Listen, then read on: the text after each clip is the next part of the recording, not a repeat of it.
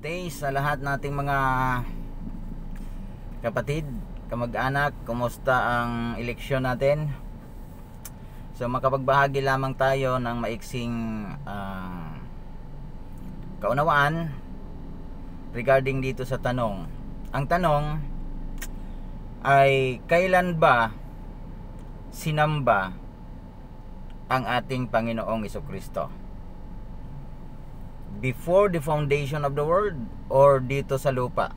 Ibig sabihin, ito ay sa Old Testament o dito sa New Testament. So, yun yung dapat nating malaman. Oh, may booking. So, una, Mateo 1:21, ang sabi dito, and she shall bring forth the son, and thou shalt call his name Jesus, for he shall save his people from their sin. Yun ang pangalan na binigay doon sa babaeng manganganak, walang iba kundi si Mary. So, kailan ang simula ng kanyang para siya ay sambahin? Hebrews chapter 1 verse 6, and again, when he bringeth in the first begotten in the world, he said, and let all the angels of God worship him. Pating anghel sasamba sa kanya. Kailan siya?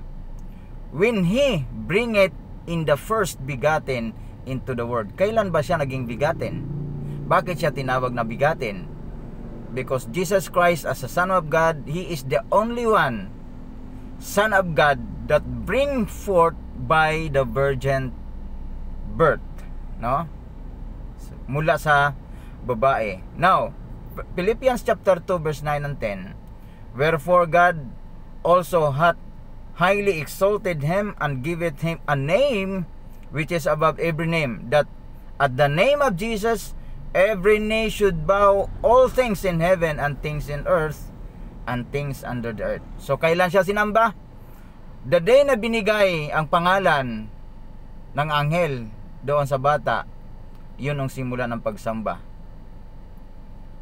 Nung ipinanganak yung bata at ibinigay na yung pangalan, after 2 years, hinanap siya ng 3 kings, according doon sa Mateo, at siya ay sinamba ng mga hari. Ikaw, kapatid, sino ba ang sinasamba mo? At bakit si Kristo, si Jesus Christ ang sinasamba natin? God bless.